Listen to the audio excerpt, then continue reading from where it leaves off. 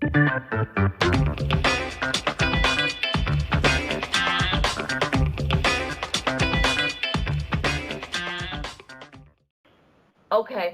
and we were talking about the project management process groups and the knowledge areas, and if you were to look in your PMBOK on page 25, that gives you the layout. Remember, I was talking about the 5x10 grid and how the 49 processes lay out. So all of that can be found there in the PMBOK. So to move along with certification training, now we're going to talk about the roles of the project management office. I don't know whether or not your organization has a project management office, and later when we talk about the types of organizations, you'll find that that's kind of the idealized project management setup in the eyes of PMI.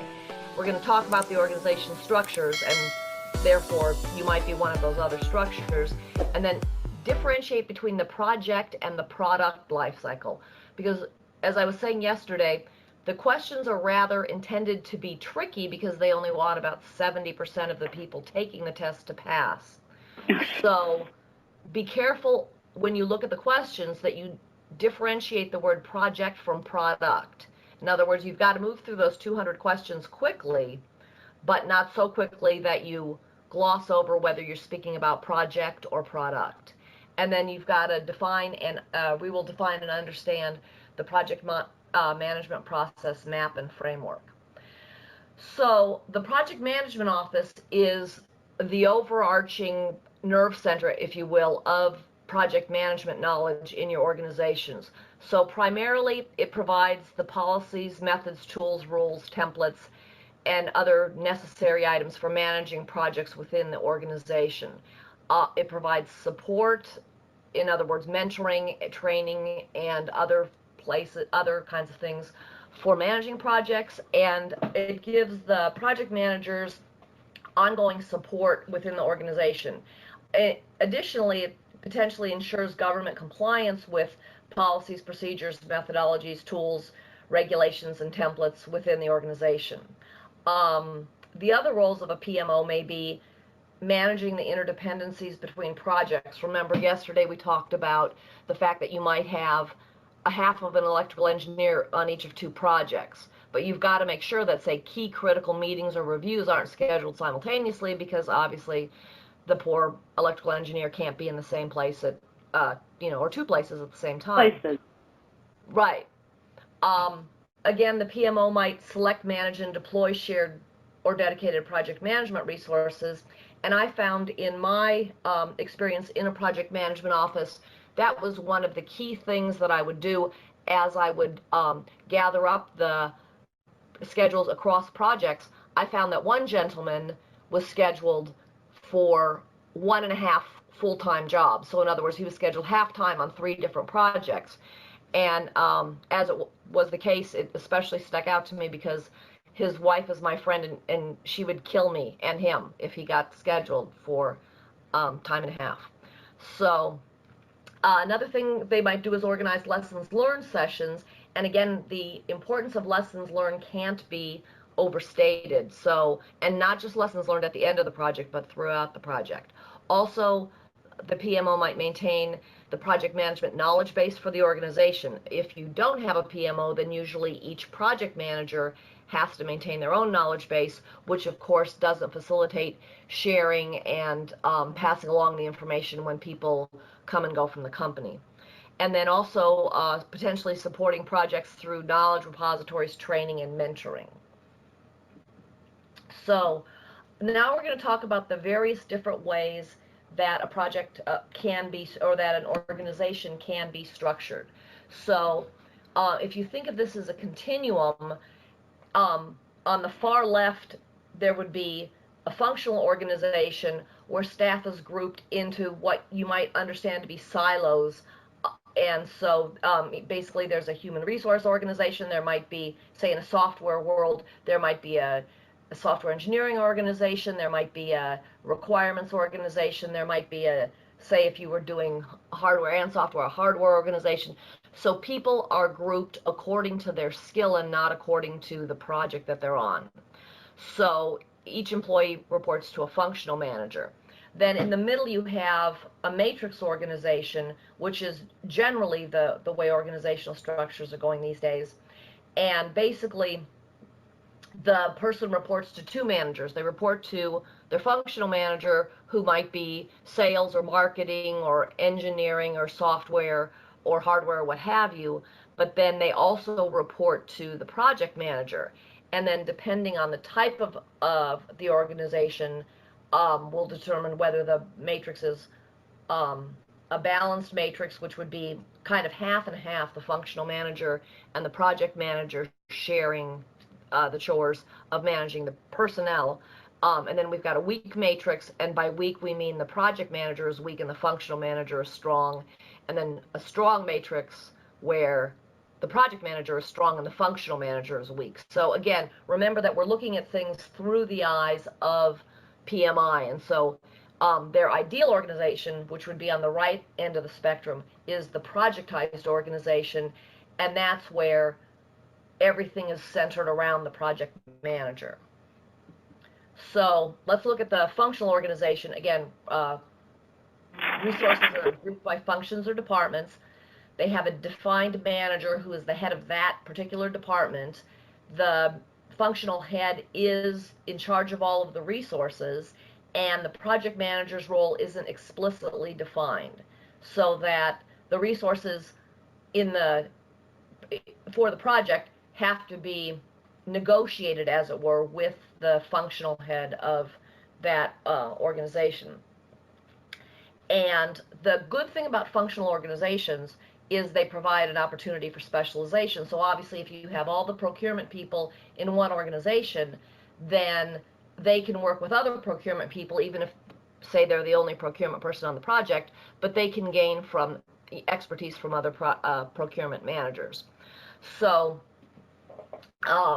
you know, and then there's obviously a career path because you're with all the other people of your specialty, and obviously it's easier for mentoring and things like that from the employee's viewpoint. And you also have a home to go back to in the case of a project ending. So, and then on the other side we have a projectized organization, and remember, this is the ideal PMI organization. And if you get a question without any other context, assume that PMI is thinking about a projectized organization when they ask about the organization. So again, here the resources are aligned to the projects. The project manager has almost complete authority. I mean, obviously they've got people higher up the management food chain, but ideally they have pretty much complete authority over the project resources. Execution becomes easier because obviously the project manager doesn't have to negotiate with the functional managers, because in general a project manager doesn't have a whole lot to negotiate with, except money. But you know, then again, if you're using money to negotiate with a functional manager, you're not applying it directly to a project. And again, once the project is done, the resources are returned to a pool. But in a projectized organization, there really isn't a well-defined pool. So if you sent your sales and marketing people back to somewhere, you know, when the project ends, it's a little bit more definitive and a little bit less career comfortable for people in a projectized organization. And this and the scope for functional specialization is limited. In other words, if you're the only, in our yesterday example, half an electrical engineer on a project, you're not necessarily working with other electrical engineers, so you're not gaining the benefit of new things that they come upon or great ideas that they might come across. So in the middle you have, between a functional on one end and a projectized on the other end, you have a matrix organization where the resources report to functional managers, but they're aligned to project managers. And again, the authority of the project manager is weakest in a weak matrix and strongest in a strong matrix. And this provides kind of the optimal balance between resource usage and product specialization. So unfortunately, though, the dual reporting structure increases the communication cost and the management challenges, because if your functional manager says do A and your project manager says do B, generally in the case of an employee, they're going to decide, well, who's really paying my paycheck, who's going to give me the next raise, who's potentially going to move me to the fancy corner office with the big window, and that's going to be where the power really resides. So again, advantages and disadvantages of the organizational structures. In a functional matrix, as I said, we've got a defined career path, we've got a flexible workforce, because in theory you've got, say, a lot of interchangeable parts in the engineering division, and you report to one manager if you have a functional. The disadvantages of functional are there's no career path in project management, and again, the departmental work gets higher priority than particular projects. Now, in a matrix organization, I'm going to talk about that next because that one's in the middle. You've got coordination, you've got maximum utilization of resources, because remember, if you only need half an electrical engineer, where does the other half of that engineer go if you don't have a program that needs that other half? But in a matrix organization, you've got that high potential for conflict, as well as greater communication complexity and overhead. Now, in projectized, again, this is the other end of the spectrum from functional. You have good project communication and loyalty towards project goals, but potentially less efficient use of resources. Again, you have the uncertainty when the project ends as to where the people go if there's not a well-defined next project. And you have limited skill development or expertise growth in a particular project area, say if you had software or you had different kinds of engineering. Next, we're going to talk about the project versus the product life cycle. And again, we talked about the project being one unique thing that produces a product, service, or result, and sometimes I'll just skinny that down to product, but I always mean product, service, or result, but product is just the shorthand. And it has a defined start and a defined end, but it is a temporary endeavor. So remember that, because that's a big important definition. So a product life cycle starts with the conception of the project and goes until its retirement from the market, or when it becomes, or a product is retired when it becomes obsolete. So say dial telephones, when we moved from the crank and the funny things attached to the wall, and then we went all the way to digital phones. So well, the product life cycle, once you've created that product, it's lengthy, Right. So the product life cycle includes the operational phase, whereas the project life cycle is just, say, the creation of the product itself. So again, the product life cycle can spawn a lot of projects, and project life cycle depends on the control needs of the performing organization, basically in the project execution methodology. So the project life cycle versus the product life cycle. So Apple iPod is a product example. So over the course of the product life, there were many projects that enhanced its functionalities and added features.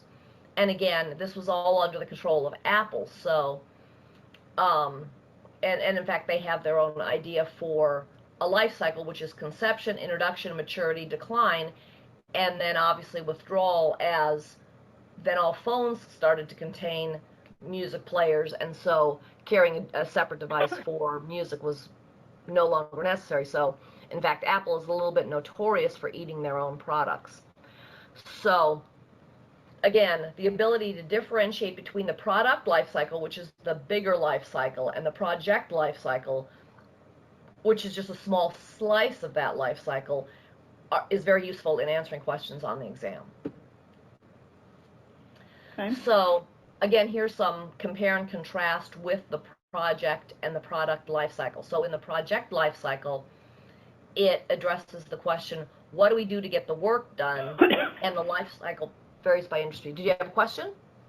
No, this is basic. It reminds me of new product development, So, right. Okay, and that was great. And then the project management process, again, addresses the question, what do we do to manage? And so, just so you know, when they talk about project, they're talking end-to-end with the operations.